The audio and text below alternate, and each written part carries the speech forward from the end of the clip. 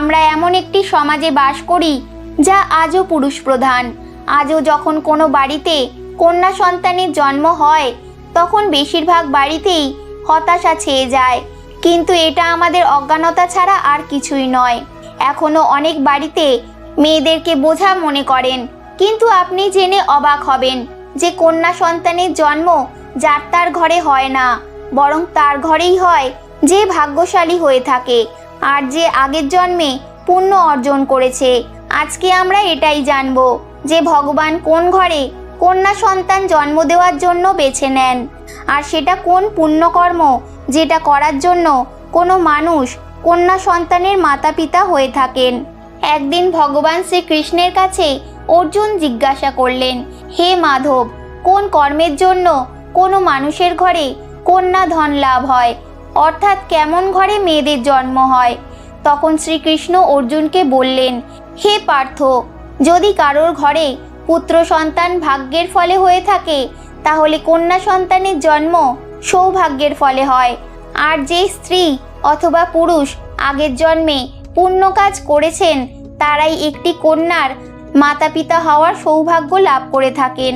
শুধু তাই নয়, কন্যা জন্মাবার জন্য ওইসব ঘরকেই বেছে নেওয়া হয় যে কন্যার ভার সহ্য করতে পারবে। কেননা তিনটি লোকের স্ত্রী অর্থাৎ কন্যারাই এমন হয় যার ভার যে কেউ সহ্য করতেই পারবে না। মেয়েরাই তারা যারা এই সৃষ্টিকে নিরন্তর গতিশীল রাখার জন্য নিজের সর্বস্ব দিয়ে দিতে পারেন। হে অর্জুন, যেদিন এই সৃষ্টিতে কন্যা জন্ম নেওয়া থেমে যাবে ওই দিন সৃষ্টিও থেমে যাবে, আর ধীরে ধীরে এই সৃষ্টিও সমাপ্ত হয়ে যাবে। ভগবান শ্রীকৃষ্ণের এইসব কথা ভালো করে বুঝলে বোঝা যায় যে ওনার কথন একেবারেই সত্য। কেননা মেয়েরা যদি না থাকে তাহলে কারোর বংশই এগোবে না। আপনারাও অনেকের মুখে শুনে থাকবেন যে ঘরে কন্যা সন্তানের জন্ম হয় ওই ঘর স্বর্গ সমান হয়ে থাকে। কেননা পুত্ররা তো কেবল একটি কুল রক্ষা করে, কিন্তু পুত্রীরা দুটি কুল রক্ষা করে। মাতা পিতার ঘরে সে কন্যা রূপে নিজের উত্তরদায়িত্ব নির্বাহন করে, আবার শ্বশুর বাড়িতে সে বৌমার রূপে প্রত্যেকটি কর্তব্য পালন করে। আপনারা একথা অনেকের মুখেই শুনে থাকবেন যে আজকাল কন্যা সন্তান অথবা বৌমা পরিবারে কেউ মারা গেলে তার পিণ্ডদান করতে পারবে না, কিন্তু একথা একেবারেই সত্য নয়। কেননা রামায়ণে বলা হয়েছে প্রভু শ্রীরামের পিতা রাজা দশরথের যখন মৃত্যু হয় তখন মাতা সীতা অর্থাৎ রাজা দশরথের বৌমাই তার পিণ্ডদান করেছিলেন। এর ফলে তিনি জন্ম মৃত্যুর এই চক্র থেকে চিরকালের জন্য মুক্তি পেয়ে যান। শুধু তাই নয়, হিন্দু ধর্মশাস্ত্রে বলা হয়েছে যে পুত্রীরাও নিজের পিতার নামের পিণ্ডদান করতে পারে। আবার শ্বশুরবাড়ির তরফে কোনো পুরুষ যদি না থাকে তাহলে সেই পরিস্থিতিতে বৌমারাও পিণ্ডদান করতে পারে। এই জন্যেই তারা অনেক ভাগ্যশালী হয়ে থাকে যাদের ঘরে একটি কন্যা সন্তানের জন্ম হয়ে থাকে, আর তারাই প্রবল ভাগ্যশালী হয়ে থাকে যাদের ঘরে একটির থেকে বেশি কন্যা সন্তানের জন্ম হয়। হয়তো এটাই কারণ যে মেয়েদের লক্ষ্মী বলা হয়ে থাকে। অনেক মানুষের এই ধারণা হয়ে থাকে যে মেয়ে তো, তাই বেশি সময় নষ্ট না করে আর পড়াশোনার পেছনে বেশি টাকা নষ্ট না করে তাড়াতাড়ি বিয়ে দিয়ে দাও। কিন্তু এই ধারণা একটি মেয়ের ভবিষ্যৎকে বরবাদ করে দেয়। একটু ভেবে দেখুন, একটি মেয়ের মনেও কত স্বপ্ন থাকে যে সেও কিছু করবে, কিন্তু এই স্বপ্ন শুধু স্বপ্ন হিসাবেই থেকে যায়। তাই নিজের মেয়েদের স্বপ্ন পূরণ করতে দেওয়া উচিত। তাদের জীবনে সব খুশি দিতে চেষ্টা করুন যেটা সে পাওয়ার যোগ্য। একটি পুত্রের থেকেও একটি পুত্রী সব সময়ই নিজের মাতা পিতার জন্য ভাবে। মাতা পিতাকে ভালোবাসা আর আনুগত্য একটি কন্যা সন্তানই দেখাতে পারে। তাই কন্যা সন্তানের জন্ম একটি উৎসব হিসাবে পালন করা উচিত। আর মাতা পিতার উচিত মেয়েদের সবসময় এরকম অনুভূতি দেওয়া যে সে কতটা মূল্যবান।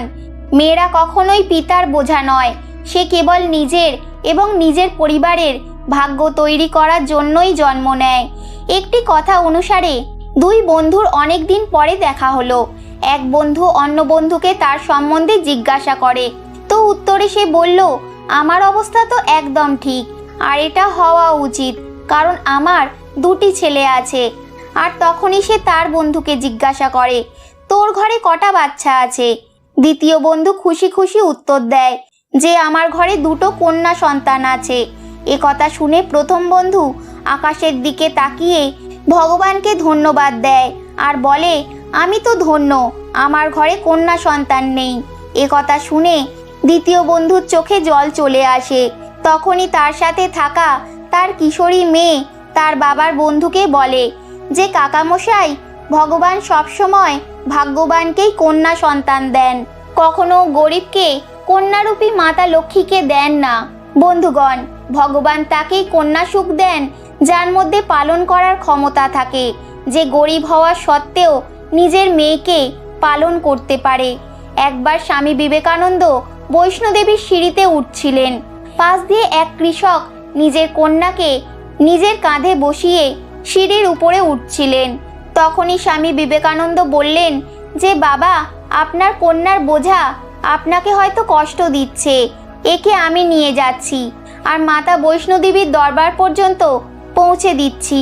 তখন কৃষকটি স্বামী বিবেকানন্দকে বললেন যে নিজের মেয়ে কখনো তার পিতার জন্য বোঝা হয় না।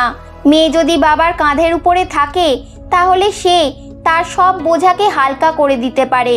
বন্ধুগণ, মেয়েরা কখনোই টাকার ক্ষুধার্ত থাকে না, সে কেবল মান আর সম্মানের ক্ষুধার্ত থাকে। এবার ভাবার বিষয় যে কোন কর্মের কারণে আপনি কারোর ঘরে কন্যা রূপে জন্ম নেবেন এবং তার ঘরের জন্য লক্ষ্মীর রূপ হিসাবে প্রমাণিত হবেন। গরুড় পুরাণে বলা হয়েছে যে যখন কোনো আত্মা নতুন জন্ম নেয় তখন আত্মাকে ওই শরীর অনুসারে নিজের ব্যবহারের দ্বারা নিজের কর্ম করতে হয়। শরীরের মাধ্যমেই কর্ম করে একটি আত্মা তার জন্মের উদ্দেশ্যকে সার্থকও বানাতে পারে, আবার নিরর্থকও। যদি কোনো পুরুষ মহিলার আচরণ করে, স্বভাবে মহিলাদের মতো অভ্যাস নিয়ে আসে, অথবা ওই সমস্ত কাজই করে যেটা কেবলমাত্র একটি মহিলার করা উচিত, তো এমন পুরুষের আত্মা পরের জন্মে স্ত্রীর শরীর ধারণ করে।